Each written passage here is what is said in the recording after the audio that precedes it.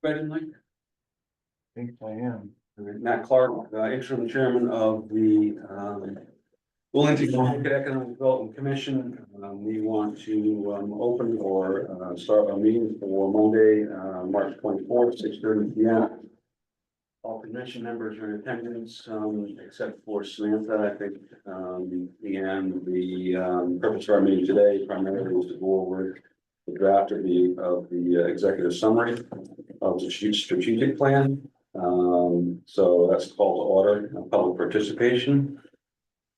Public participation is encouraged. Thank you very much for attending. Looking online, I don't see anyone attending online. Anybody in the room? We do have, there are 2 people online. Oh, I don't see that. Where is it? Hold on, I can adjust it. James Marshall and Stephanie Summers. Go ahead. My name is Kathy Demers, 48 Mason Road.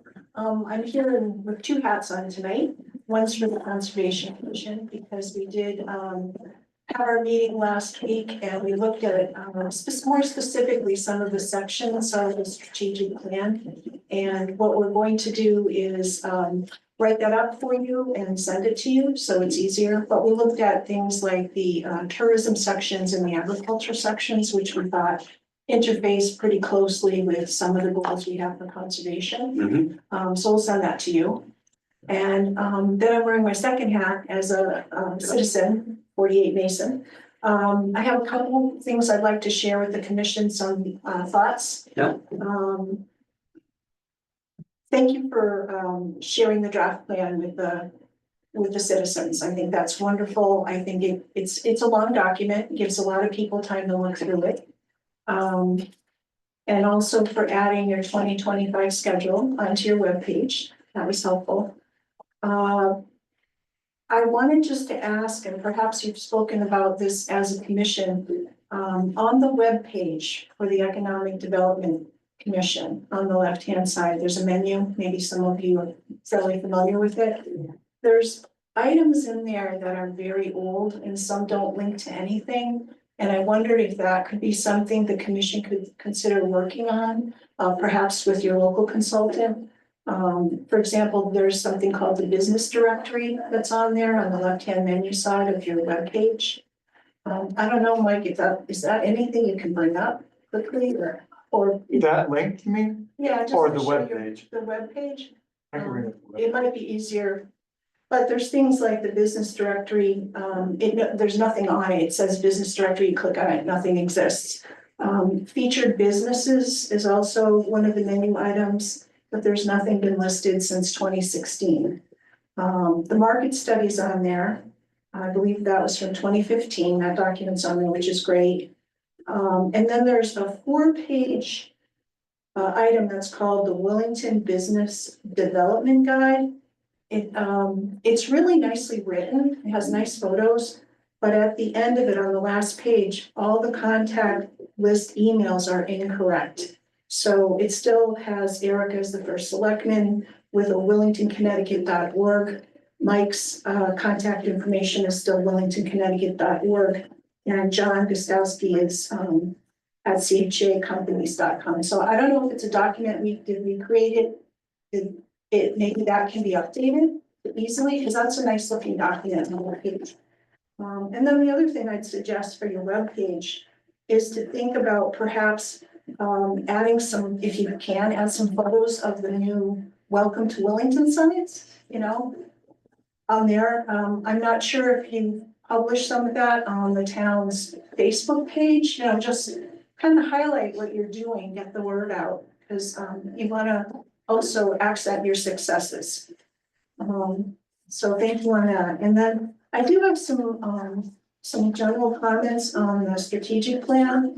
It's spent time as a citizen also reading that through a couple of times, and just some general thoughts on it. I had asked the land use department to print it out for me because I'm old fashioned. I gotta look at it and make notes on the side.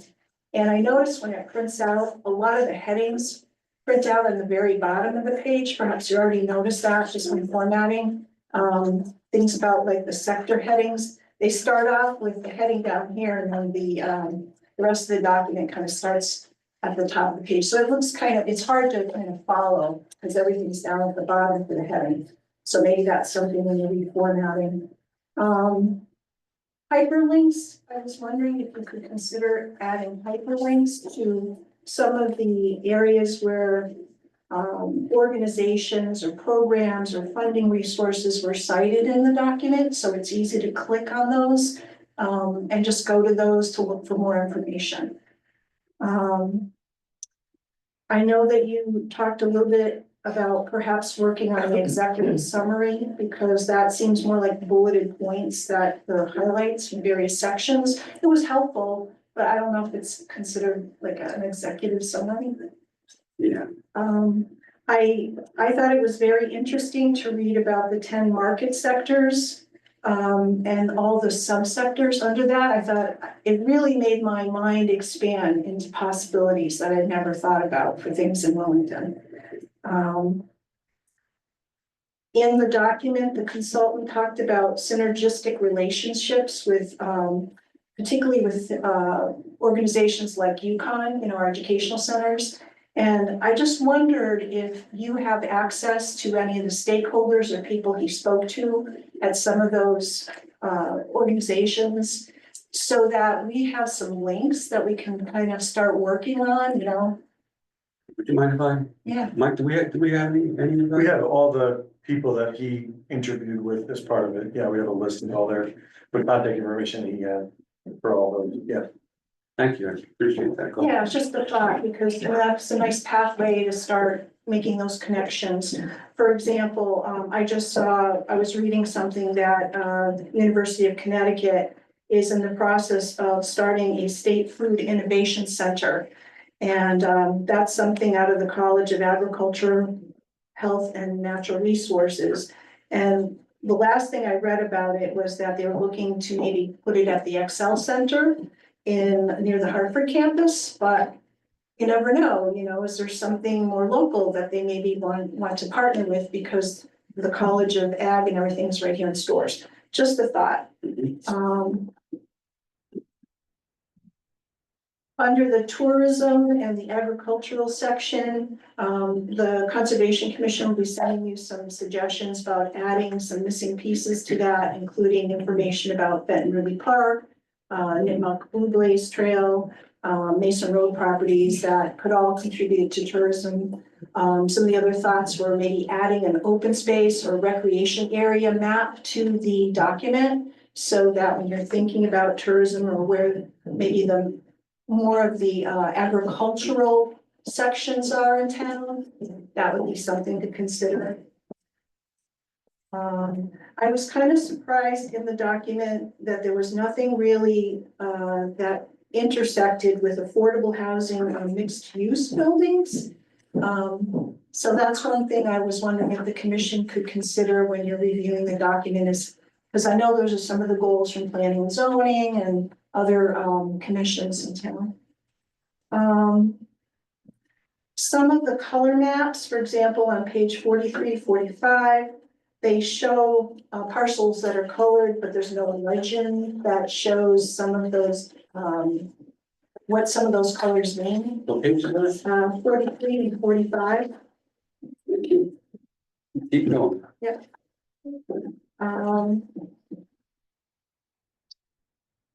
And then on page 60,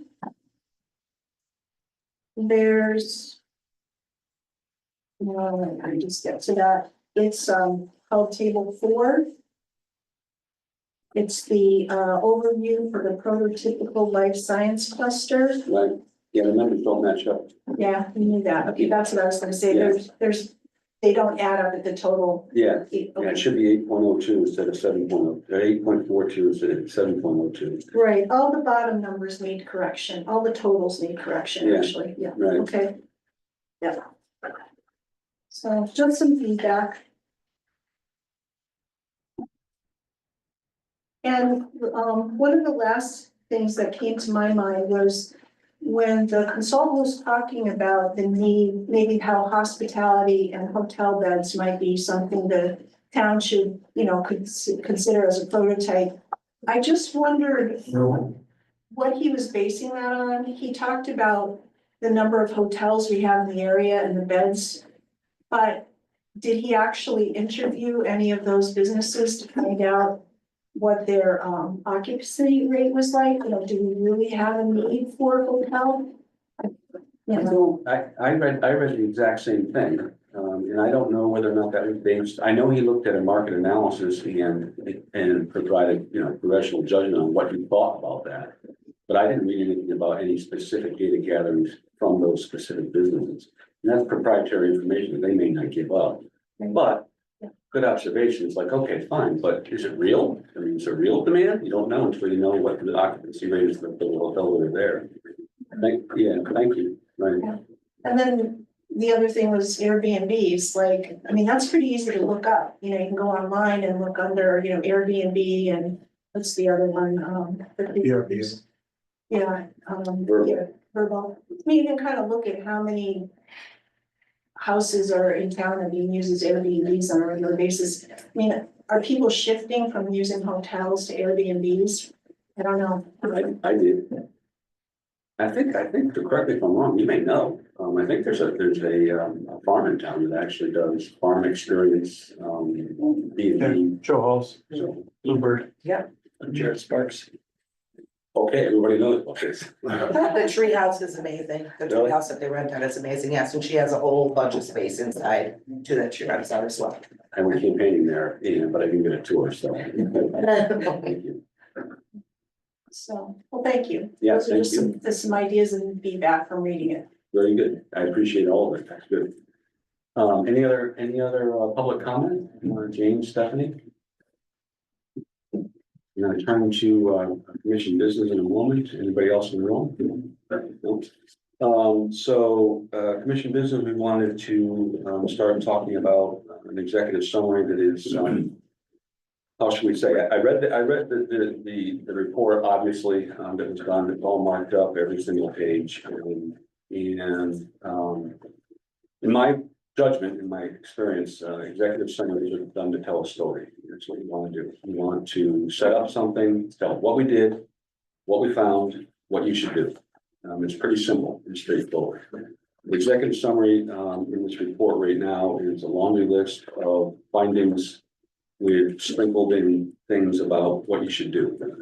So I think the purpose of our last meeting and this meeting is to sort of take this raw material that was provided as part of this plan from a consultant and boil it down into something that makes sense. There needs to be a section here on what we did, which is a 2 or 3 paragraph thing that says we engaged, we talked to these people, refer to the appendix, we found these things. That's the first part of it. The second part of it is what we found along what we want to do now. So I think that's what an executive summary should be, and I don't think that this fills the bill. So, and what I asked Mike and John to do is to develop a first stab at an executive summary from this. And then also what I'd like, also the other recommendation I have is that this should be a document that is readable. So use of modern graphics to say, here's what we found. It's all outlined in green. Here's what we think we should do. Based on that, it's also outlined in green. It's on the same page, The next one is in orange, and it's in orange, and it should be a 20-page document. It should be easy to read. And it should be large enough so that you and I and everybody else can look at a screen in a conference room and be able to read it on the screen. So it's sort of like one key finding, one analysis, here's what we're going to do about it, readable on one page by a group of people so that it clearly communicates. So I think that's what we want to try. That's our goal. And as I indicated in our last meeting, we want to try and present this to the Planning and Zoning Commission. And then after the Planning and Zoning Commission, we want to present to the townspeople as well.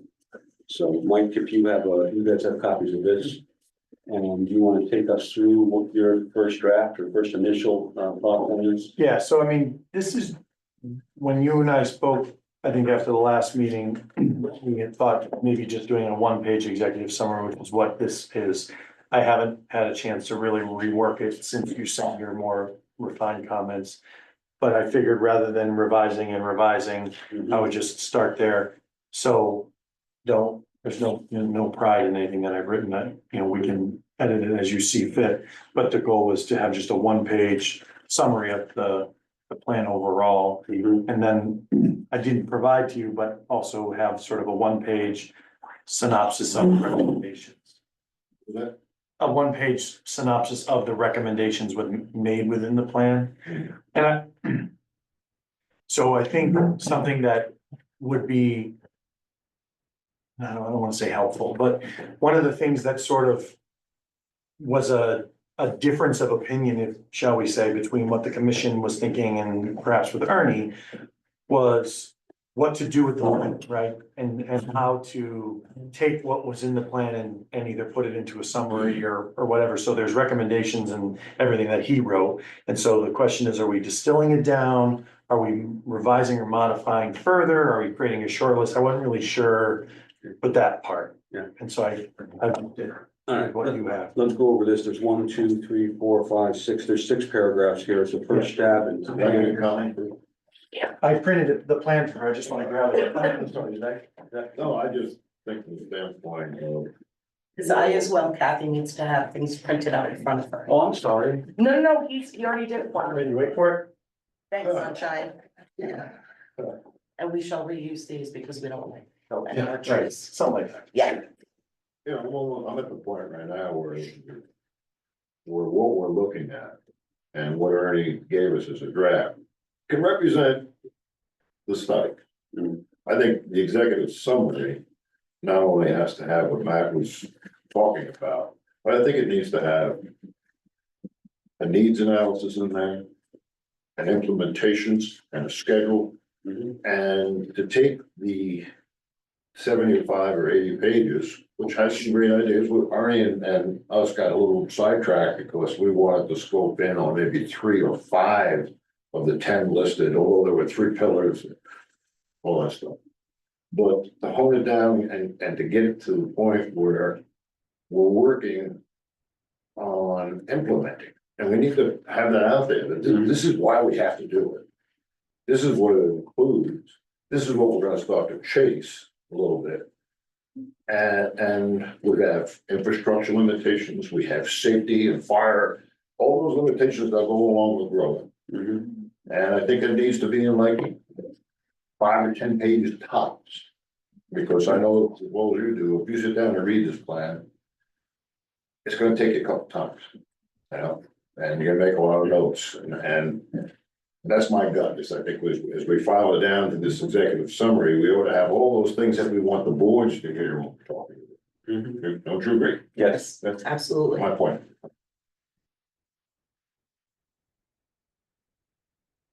Bill's point, implementation of specific sectors that we were trying to identify. I agree with you, if the infrastructure, you now have to go through different points of it, bring back, and how does this link to this, how does this link to this, and so you're flipping back and forth, and it doesn't read well, because you're gonna get lost in trying to figure out, okay.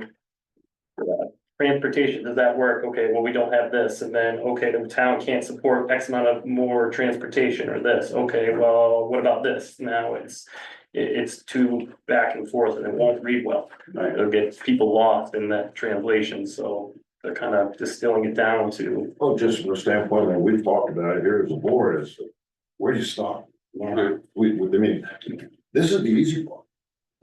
Starting it and carrying it out and putting meat on the bone, that's the hard part. So I mean, again, I have zero problem with what we just wanted to bring it down and say, all right, this is where it's fallen down to. So the average Joe or Mary reading it can say, okay, I get it. We gotta create little sweaty palms. At the same time, and I'll use the line I used here last meeting. I've dealt with council in the past, mostly business related. And I had this one gentleman, his name was Frank Calucci, very successful man, and he looked at me and says, I'm your lawyer.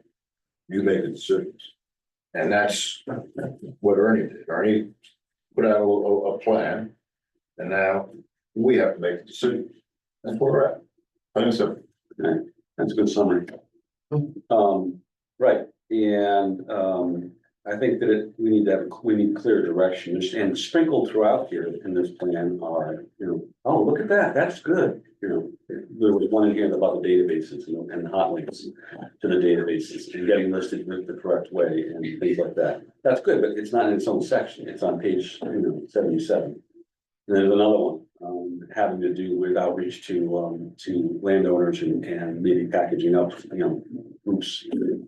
And that's not, that's over on page 62. So I think we need to, the objective here is to, like I said, have a section on what we did, a section on what we found, and a section on here's where we go with it now. So, And why? and well, maybe I I'm don't. not, from the standpoint of what we need, out why from standpoint, what Yeah. we need. So that's what, those are my thoughts. Jill, do you have any before we go on? No, I was gonna, it all sounds really good, and you guys know that I haven't had time really to dive into this due to I understand. personal matters with my father-in-law, so, yeah, it sounds great, I love all the feedback. Mike, you want to take us through what you wrote? Well, so I mean, what this is it's a one-page summary of the plan in its entirety. So it's really more of an explanation of the document. So it's not broken up into that sort of category of what we did, Right. what we found. Right. So I had put together this and then, like I said, a one-page summary of the recommendations. Because I do think that we haven't really gotten much written feedback from after sharing the plan. I mean, it's been posted on the website, it's on the homepage, we sent it out via email. It's a big document to get through, and so I took it from the approach of just one page on what the heck is it?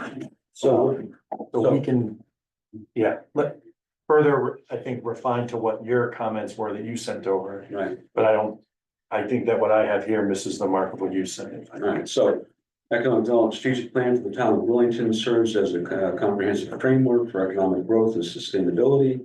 Outlines blueprint. This is a paragraph on explanation and talking about economic expansion and quality of life.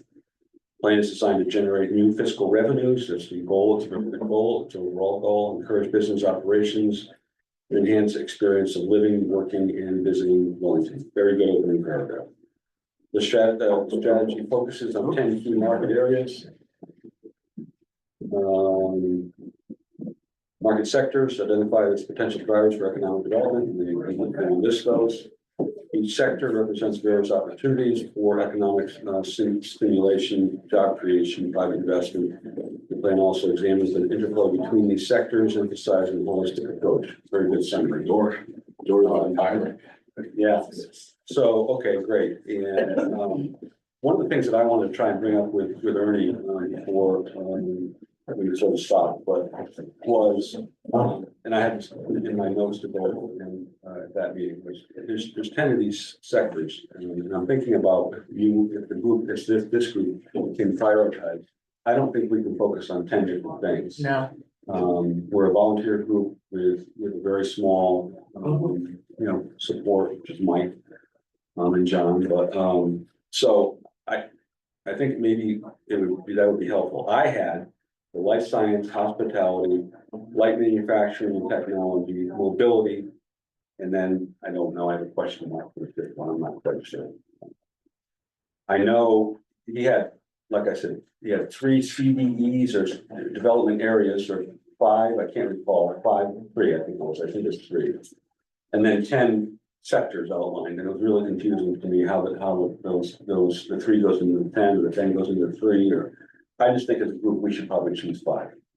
I think that's something manageable, something that we can do, something that's clear, something that we're effective doing. If we try to do too much with a small group of volunteers, we're not gonna succeed.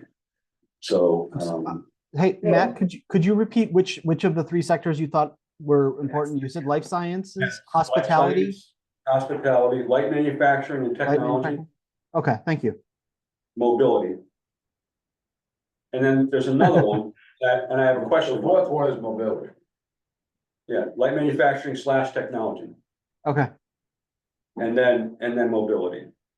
And for the fifth one, I really didn't know what to choose. I racked my brain and I'm like, I really don't know. And, looking for the town's input on this, I mean, Ms. Demers indicated that, the agricultural and, There's gonna be opportunities to come because you answered the phone. yeah, Especially as we start doing this, we're gonna generate interest. mhm, So I mean, you almost have to say. Whatever comes through the door. And you're gonna have to build a business case around it, mhm, right? mhm. So maybe we could review those 10 and, for our next meeting or something, but, or if you want to try and decide that right now. By narrowing down the focus, we're doing just what we said we wanted to do, and that was to say, all right, we've got limited resources, limited. And let's. No, that's a little placing a poker chip on it, because the phone rings and it's No, one of the other ones, we're gonna address it. right, exactly. But this is where we think we're gonna be more successful. And we're gonna have the most return on our total. So, okay, so, that's Mike's number one, and, a little look at our 10 sectors versus CDEs. Then, yeah, and then, the next thing Mike has is the strategy focuses on 10 key market sectors, identify potential drivers. Okay, we just covered that. Willington's land use dynamics play a critical role in economic development. The town is open, the town spans approximately 33 square miles. Only a small percentage is currently zoned for commercial. And John, maybe you can talk a little bit about this, but, I have some questions on this. I found this finding, it's not really a recommendation or a strategy to do, but it's more describing our situation. And the way our town is developed. So we were an agricultural town with lots of forests for a long time. And then we had manufacturing development in the 40s and 50s. And that's gone away for the most part. Or the older ones have. I guess what I'm saying is, we're kind of limited in what we can do because we don't have large tracts of area that are zoned industrial or that need to be, or were industrial and would be redeveloped as industrial. So and if you look at this, it's like, well, if the default is residential, for everything. And a developer or a person or a company looking to develop in, for one of our sectors would have to, almost no matter where they go in town, they would have to, see through the process of changing zoning. And that is not the case in competing towns. I don't know. John, can you comment on that at all? well, yeah, to a certain extent. I mean, I think it's important, and then maybe we need to review that chapter again, although I don't know necessarily that anyone's looking to make this any longer. But I think the point of pointing out of delineating how much of the town is zoned commercial industrial versus residential is in part a way of describing the town, because that is the town. And that also reflects the town's goals. And, in a lot of ways, if you have a community that's zoned, more, that you have a 50-50 balance where, half the town is zoned commercial. I'm thinking, I don't know, East Hartford or something like that. Then that is reflected in development patterns, that, the town is the way it is because that is the way we have chosen it to be. And, it's not like, God came down and said, only 4% of your land mass shall be industrial. This is a decision of the people on planning and zoning and a decision of the plan of conservation and development. So if there was a and interest, I would say principally among the people of Willington, to change that balance. You know, it's certainly within the commission's and the town's power to do so. But the fact that Willington has for so long identified as a rural residential, you know, forested and agricultural community, that naturally creates a scarcity and a limitation on the amount of truly commercially developable land. And so you know, that's a self-definition point.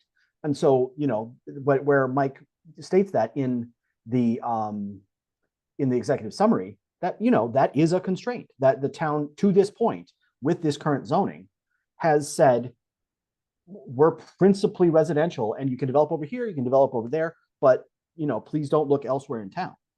So I think it's an apt description. I mean, maybe we could strengthen the reinforce the point that, you know, it doesn't need to be this way, but it is this way. And there are many, many positives and possibly some drawbacks that go along with that.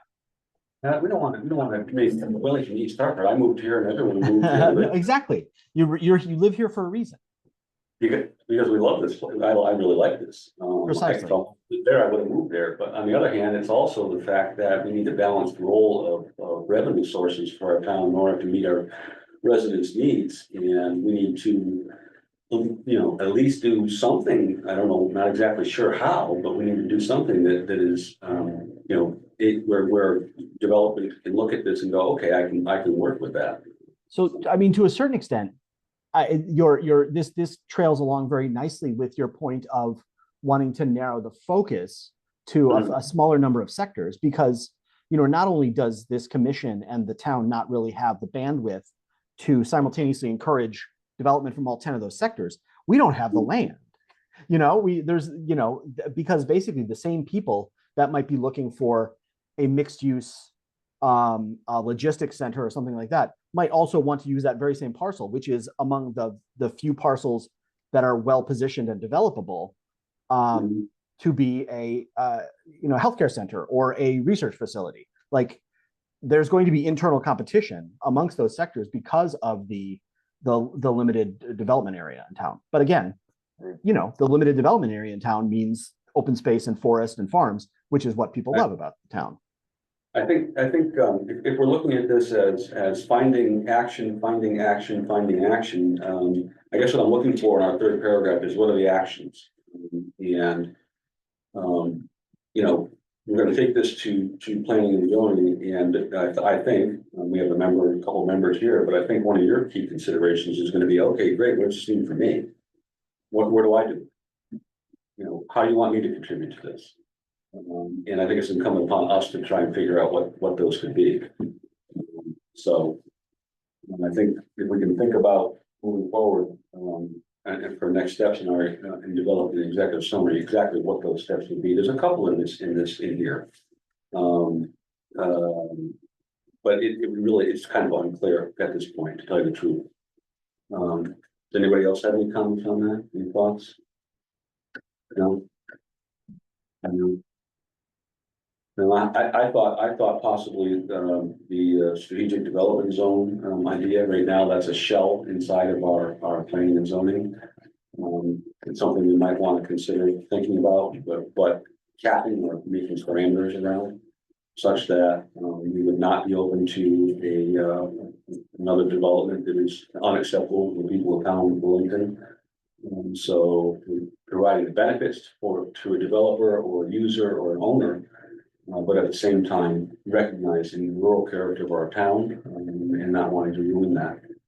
And I don't know if we're allowed to do that in the regulations or not. Do what specifically? With Size restrictions, some type of parameters not to exceed. I mean, you have that, you could certainly put that in the regulations, but you also have some of that flexibility in the way the STZ was written, because it requires a master plan. So, but if there was a way to carefully come up with something that was more than just sort of like an arbitrary, we think we're all against something beyond X, you can put it in the regulations. You just, I think what the people are looking for, I don't want that again. So, and if we propose opening it up again without some kind of a cap or. Yeah. Guardrails, Oh, you are putting guardrails.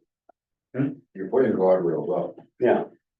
and I can tell you, as someone who has done this, you're closed, you're not interested in my business. Because you don't invest money with an idea, with a market that you have done your homework on. And you don't invest money in a facility or whatever you wanna call it for your business. And there's no room for growth, because I'm here for a reason. And the reason is, I like where it's at, I like the people I can hire, We have, but I also need, and if you put enough guardrails, when I'm sitting down and talking about spending a lot of money. Yeah. I'm gone. I'm just talking the way business people work, development work, you know.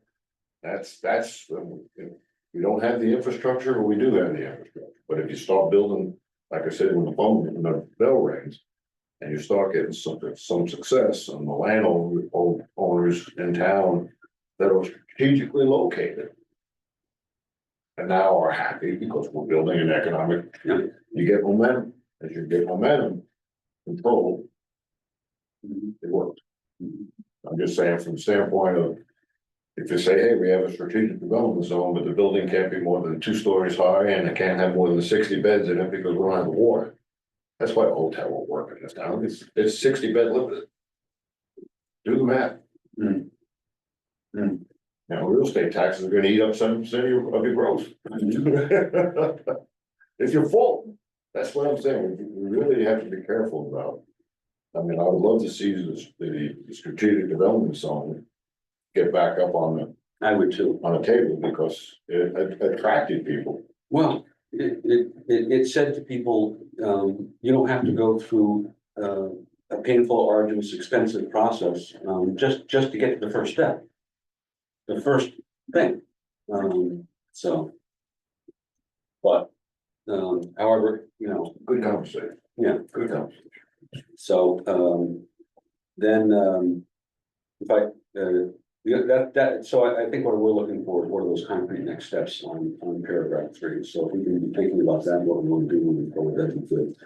If I go to Mike's paragraph 4, strategic location advantages include access to Interstate 84 and the Central Railroad, major urban centers such as Hartford and Boston, economic synergies with institutional such as University of Connecticut, Eastern. The plan highlights the potential for Willington to leverage those geographic synergies, or excuse me, an existing with a geographic position and existing infrastructure to attract investment and economic activity. That's fine. I have no comment on that. So the next one, plan also includes an economic and fiscal impact analysis of various proposed developments. This is our return on investment portion. Did you have a comment on that, Bill? Or so the plan also includes an economic and fiscal impact analysis of various proposed development initiatives. 3 conceptual development programs were analyzed: Commerce Park, Hotel, and Life Sciences Center, representing significant catalysts for economic growth. These projects combined for 88 million in private capital investment and 2.56 million in annual fiscal revenue. So if we do 3 of these projects, we get 2.56 million in revenue in terms of taxes. So we get a home run, we do 3 of these things, we get 2.5 million.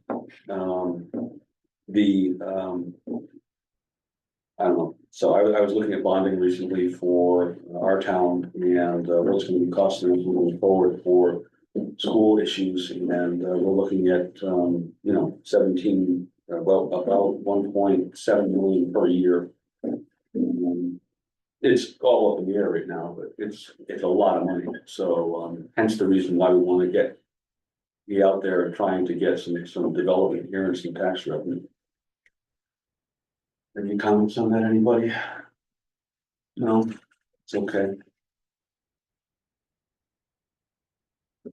And then beyond private sector investment, the plan recognizes the importance of collaboration among town officials, economic development professionals, community stakeholders, and internal partners. public-private partnership, and strategic policy decisions, and sustained efforts for securing investment and facilitating development approvals are crucial for realizing the objectives. The economic development strategic plan provides a roadmap for Willington's future economic growth. This is a nice summary. I'm not going to go on any further with that. So the other comments, if I could, if you'd like to switch gears, thank you for doing this first, look at it. You have a good idea of what we're interested in terms of executive summary moving forward. I can meet with you and John as well. Yeah, I mean, he caught it. I got roped into a question about inland wetlands when I was trying to fix the file, but I can capture whatever I missed. And from your comments, I think so. This was just the first pass. Yeah, I got it. So the original comments and suggestions, you guys have your report ready that I had for the strategic plan that I was going to share with our consultants. So this executive summary, I numbered each of these, 1 through 17, or 1 through 17. So there's 17 points on this executive summary. I said that we should be looking at some of those and deleting other ones. Specifically, I thought 1 through 7 were good and should be included. And I looked and I said, 8, 9, and 9, I don't think we should be looking at all. I don't think they're that important. Or at least they're descriptive rather than what we should do.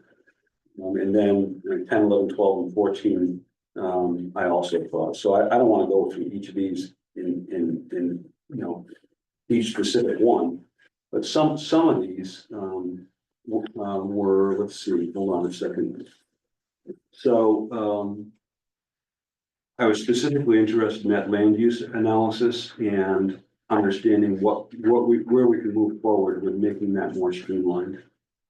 I was also interested in and I don't remember which one it was, I can't find it right now, but I was interested in understanding, there's several areas in this report where he references specific databases and specific outreach activities, but they're sprinkled everywhere. I started to do it, but we need, what we need for our executive summary is we need to find those specific action steps that some of them are included in the 10 things we need to do moving forward section here. And some of them aren't, some are just all over the place. We need to find those and link those to these executives, these points in the executive summary. At least that was my thoughts. Anybody have any comments on that? At the top of this page, I said use visuals, but it needs to tell a story. This doesn't tell a story right now. It's just a laundry list of findings, so.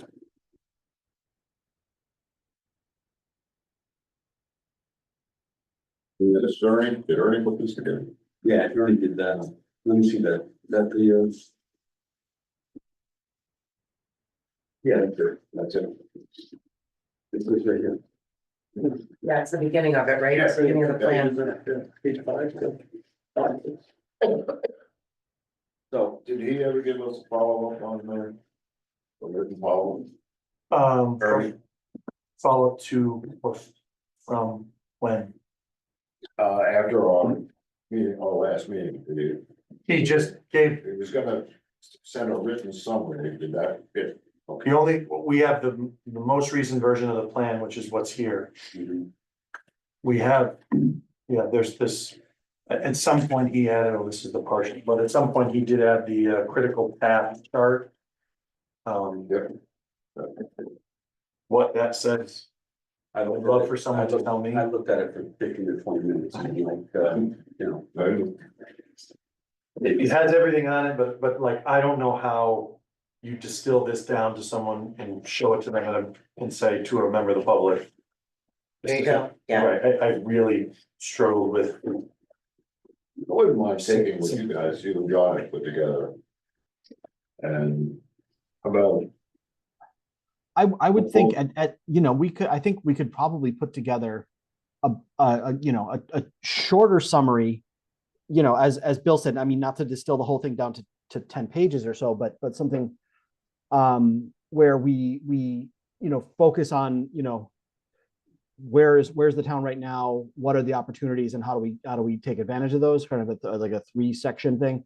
And, Yeah. and really focus on the implementation. I think we should probably put that into a much simpler tabular format.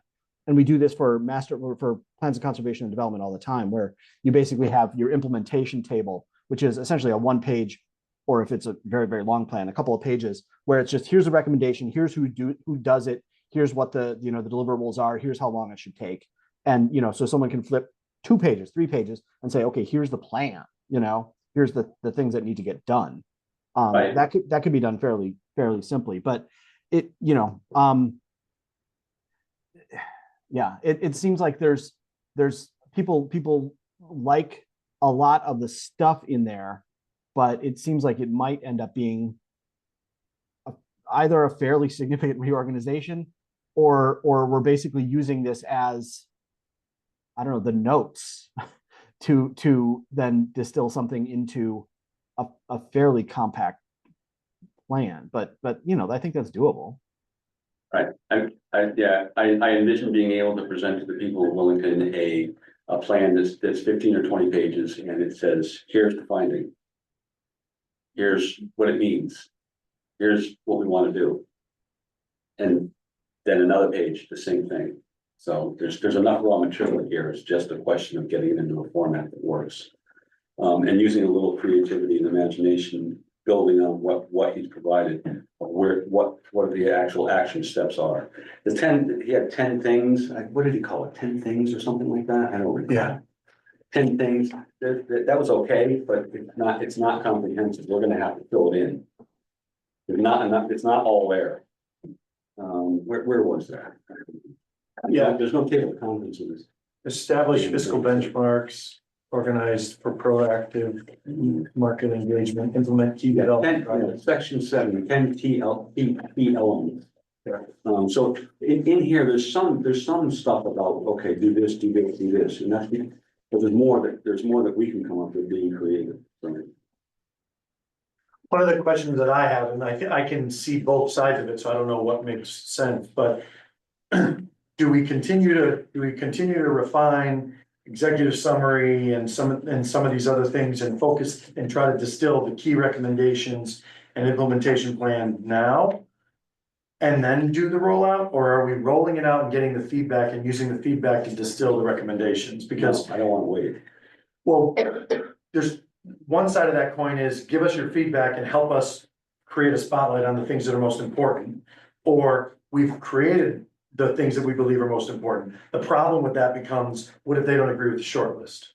Because a lot of people will have seen the long list and they might say, well, I don't agree with your short list.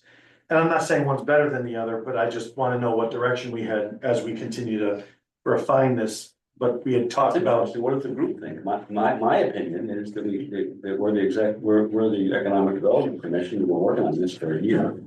We should take a stab at it and do our best and move forward. I don't know. And the other thing is we can do that and then get feedback that doesn't match, as you said. But go ahead. Yeah. I think it's important to take the findings that Tony had. Yeah. And whatever the front half of this is, your executive, whatever, I think all this information needs to be presented as an addendum so that it's there. I found it very, very interesting. And when I read through it twice, you get to understand that what's presented would take a group meeting once a month or so. How many times to meet to come up with all those items that are presented? Mm-hmm. So I don't think you want to throw the child out with the bathwater. Mm-hmm. Mm-hmm. You know, I think Mike is right. Okay. If you want smooth and you want flow, to let people get a broad picture. But then they need to have the information there so they can see all the options that could be available. I think your job is to say, we're a small group. These are the things that we think are doable at this particular time. Mm-hmm. Based on. limitations. Public versus private money. Infrastructure, you're right. I mean, that, You never know what business is coming into town. You stated that, all of you have. Mm. I've talked to people that came to town 10 years ago, looking to Mhm. land their business in Willington. Mhm. And they got, well, there's a lot of land out there, good luck. Yeah. Businesses are looking for a landing spot. In the, PZC, I've mentioned a number of times as a member, what the town really needs is a piece of land so they could have it set aside as a business park. So that there's not, oh, well, this is the business that I want, I have 10 employees. Well, good luck. Well, they're going to the next town. They're not gonna hang around. They haven't got time to waste. You just have to, the town has to convince itself that this is a good investment for the townspeople. Yeah. Yeah. It's okay. I'm gonna set them up in this room over here with us, so you guys don't have to stop. Okay. We're gonna just be a little cozy. Come on through. We have 7:24, we were planning on, No, I'll move over with them. We'll be okay in this room, and then you guys don't have to leave. thank you. Come on through. Sorry, you're up. Welcome to Wellington. No, you're entirely right, Bob. The town's gotta invest in itself. It has to somehow come together and invest in itself and start pushing something. And it's a big problem trying to get everybody behind something to say, this is going to be good. We've gotta start somewhere. yeah, and I actually think that's something that could grow out of a couple of small successes. Where all of a sudden we attracted people to town. You know, with the idea, and the next thing you know is, you know, I was talking to the business owners in town here about what we were doing, and I probably interviewed 10 or 12 of them. We were fishing, we went out and interviewed.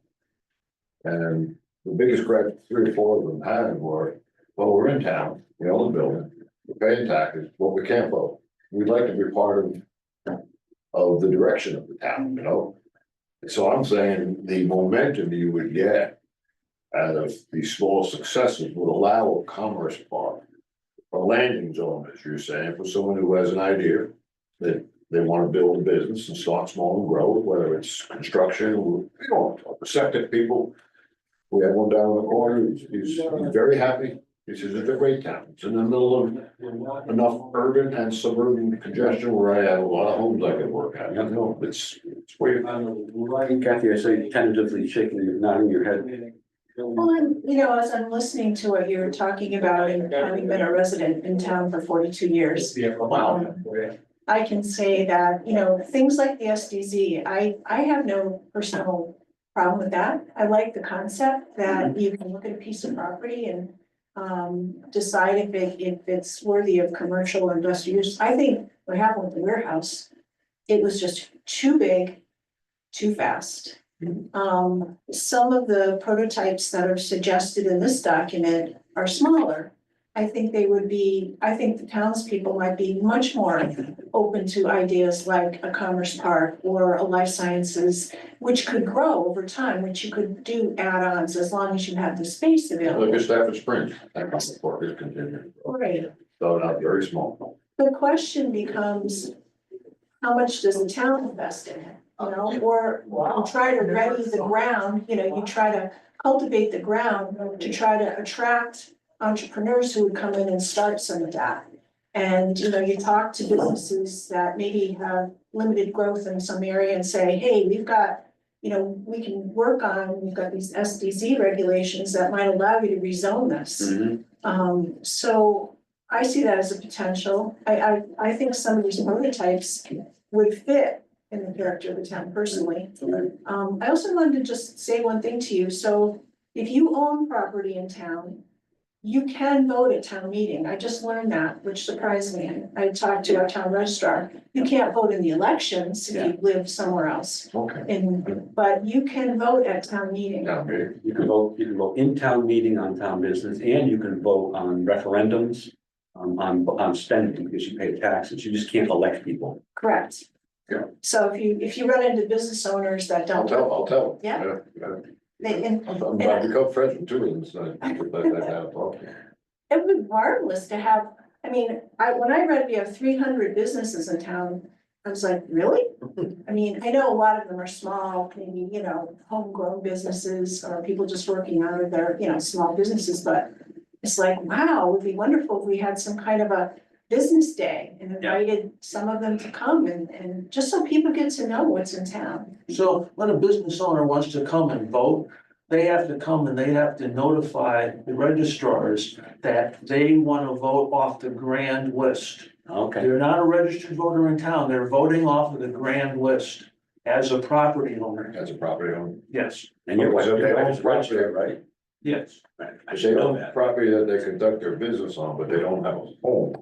Is that what you're As talking? long as they own the property. Are they prepared, off subject, but so the registrar is prepared to be able to say, okay, great, let me just check this file over here and then. Well, that they work between them and the town clerk. Oh, okay, cool. I didn't know how that worked, so thank you for that. You know, it's funny, 25 years ago, we were looking to buy property on a road. In New England, and we went up Palmer, Massachusetts, and there was a farmer up there by the name of Tom Barrett. Who was probably at the time 65, 70 years old. And the rail ran right through his property. So that Palmer put up the start of a commercial park. With the rail being the initiative. And 4 of the major businesses that moved in there, one was lumber, one was paper, one was gas, what do they call it? What, freon, nitrogen, Nitrogen. Yeah, they're all related to the rail, and then other businesses started popping up. There was people who built with the lumber that came in because they were right next to it. And then it was amazing how the businesses that grew, although they weren't rail oriented, grew around the business of rail. And it was just, and Barrett was a great guy. He made sure it looked good and maintained well. But that's the point Bob was making. You know, if they have a landing zone, I gotta create it. Mike? I'd like to get one small. Where you're coming for wetlands? Yeah.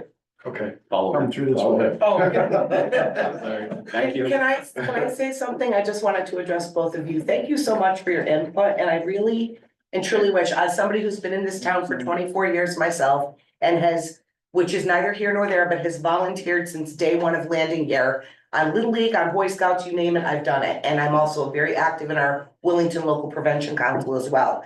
I just wanted to thank you because I personally don't know about the rest of my compadres here, but I was very disappointed when we had the open house and had 25 people show up out of the entire town of Willington. So I really wish that there were more people like the two of you that would come and give us feedback and talk about your feelings and wishes and all that. So I just wanted to say thank you to both of you. You're talking to the choir here. I know, but I felt like I wanted to say it and thank both of you because truly I was you guys know, I was very disappointed at our open house and I think at the library. part of it was because there were a lot of people at the flea market. That is true, I forgot that, and now we're not doing that anymore, right? The flea market's no more, so Oh, we that's did, disappointing. we but did have Willington Day coming up, May Yep. 24th, an opportunity for a There you table. go. I would be willing to volunteer for that, guys, because I've done Willington Day for years with Boy Scouts, with my prevention council, with everything, so I would be willing to, somebody else wants to hang with me, I would be willing. That's a great idea, Catherine. It's a great idea. So one supportive thing I wanted to say, just from my own personal experience, everybody knows I got a small business in town. I'm looking at actually acquiring another business and merging with them, and in the next 5 years, I actually wanna buy a piece of commercial property and become my laydown yard for both businesses. And I've already started kind of searching little bits and around town because this is kind of like a central hub for all my work. So I don't want to go any further. I know I've got good access to all major routes, my subs, suppliers. It's really a good spot. So I've started looking like, okay, 4 years from now, 3.5 years from now, what property can I buy that I could convert to commercial to support the businesses that I'm gonna have? Because I can't run it out of my home base, it'll be too large, nor do I want to. And I worked with Mike and started trying to look for properties that would fit, and it's not easy. It's, it's very difficult. I don't need a ton of property, but I need something that's tangible that I can renovate to make it a commercial property to suit my needs. And it's not easy, and I don't wanna go anywhere else. I like it being close to my home and proximity to everything, so it's not an easy thing, even for a little business, so. You know, one of the things, Scale that- Is, one of the things is we. it because there's not property on the market, or it's not zone commercial, or there's It's just? a bit of both. I mean, the property that's on the market is way too large for what I'll ever need. Or stuff isn't zoned, which, yes, there can be situations where you can try to apply to have it rezoned. Or there just isn't a property on the market. So like we've thought of different parcels, landowners I could potentially reach out to and see if they would be interested. But it's, and I'm just a little small business trying to do this, so scale it to somebody larger that wants to come in and sees, the constraints, it really can be quite difficult or deterring. I just have one other question. Is there any Connecticut-based organization that tries to bring entrepreneurs together that you might, for example, be able to find another partner who's looking to do something similar out in this area? I've actually reached out to some small businesses myself, guys that I know who are kind of home-based, but are definitely growing beyond what they want to bring home, and said, if I were to find something and develop it, would you be interested in running your business, as a part of this on this commercial property? And the feedback was very responsive, saying, yeah, that would be excellent. I would be, I would love to do that and get it out and have a shop that my workers have a central hub to go to, and I'm not bringing it home any longer. So, no, it's been very, very receptive. You traditionally do need that. Oh, that work-life Yeah, balance and, we have, Stephanie, you have a comment? Oh, yeah, thanks. Yeah. I'm loving this discussion.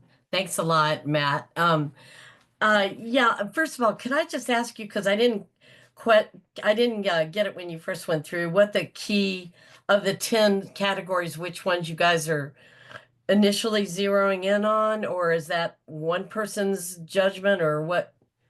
I just wanted to make a note of which ones you're looking at more intensely right now. Yeah, our discussion, we have not decided, so there is no list. Okay, And because then- I thought you threw out a few and I missed that, but Then we started our discussion with, it possibly could be life science, hospitality,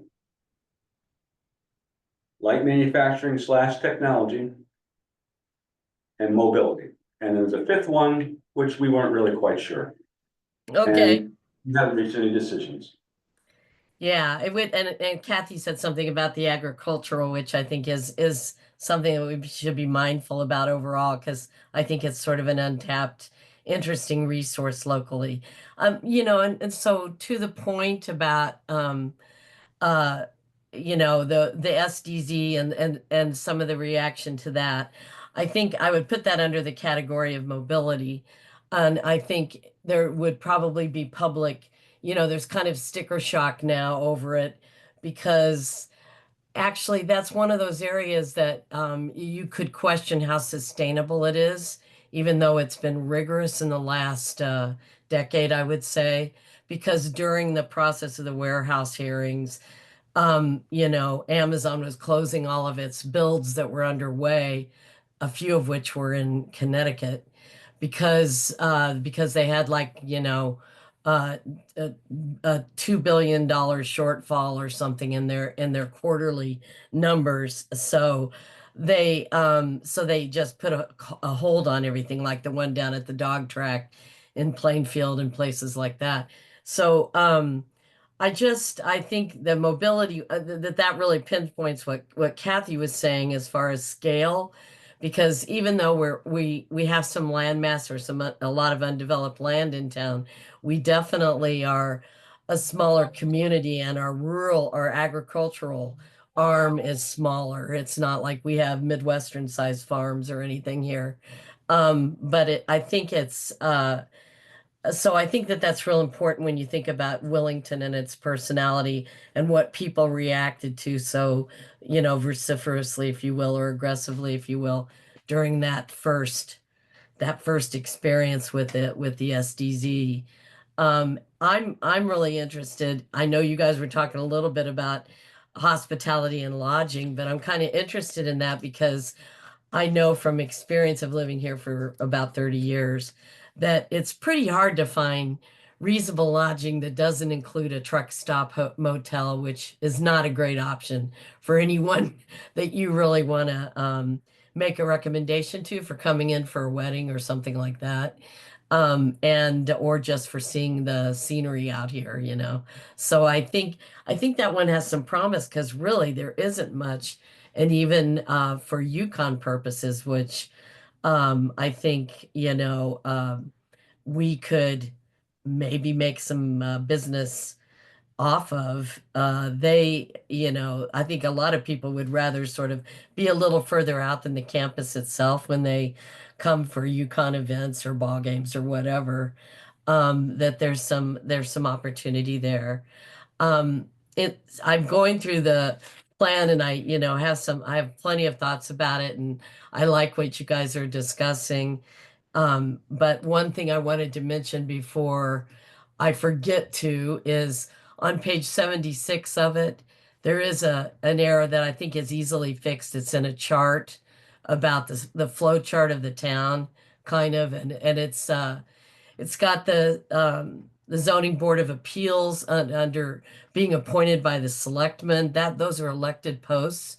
Those should move over to the right side because those are all elected officials.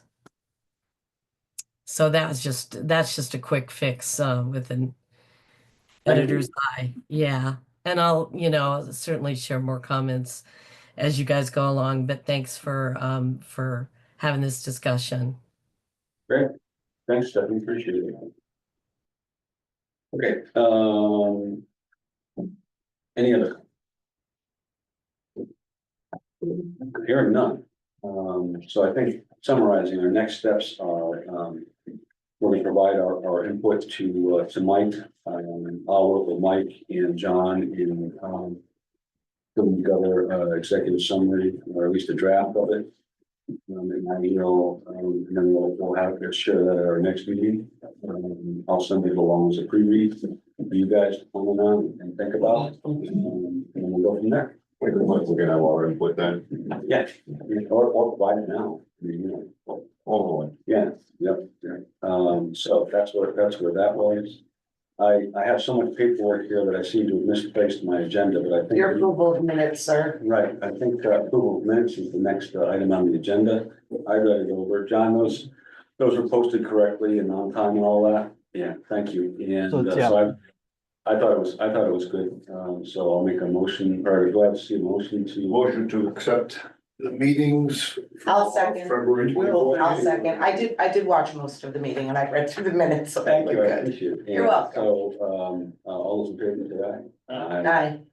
And, any other, so the other thing is, present to speak for the end of our meeting. I think this has been a participatory meeting, but if anybody has any closing comments, that'd be great. If not, we're okay, go ahead. Sure. Just one that other- I was at your event at the open house that Cheryl was talking about, and I thought it was really energizing, and there were a lot of great comments there. So I thought there was more than 25 too, but maybe not.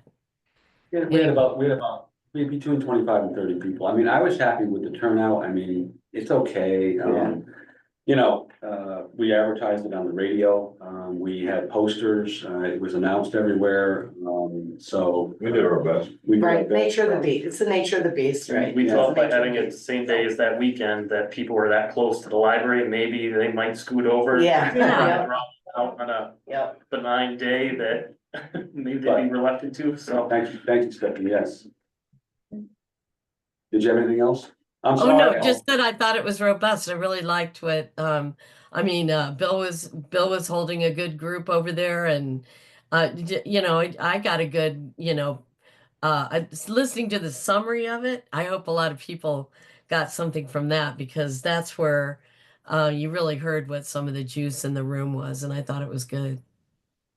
I apologize, Kathy, go ahead. No, I just wanted to reiterate, I think what Bob was saying is that I think there's a lot of good information that got collected as part of this process. And it would be important to kind of hang on to some of that because maybe in the future you may want to, if you're gonna prioritize some targeted areas for development, there's still some other ideas that maybe could be worked on, and it doesn't have to necessarily just be you. I mean, for example, agriculture and tourism, it might be something that can, the Conservation Commission can talk about how does that interface better with some things that we want to see, because, if we can improve the agriculture sector in town, that helps with open space, rural character, and so on. Yes, agreed, all of the above, also, good for our tax base as well, so. Okay. With that, I think I'll motion to adjourn. Make a motion to adjourn. I'll second that motion, all in favor, say aye. Aye. Opposed, nay. Everything all set. Thank you very much. Thank you, Stephanie. Thank you for coming. I think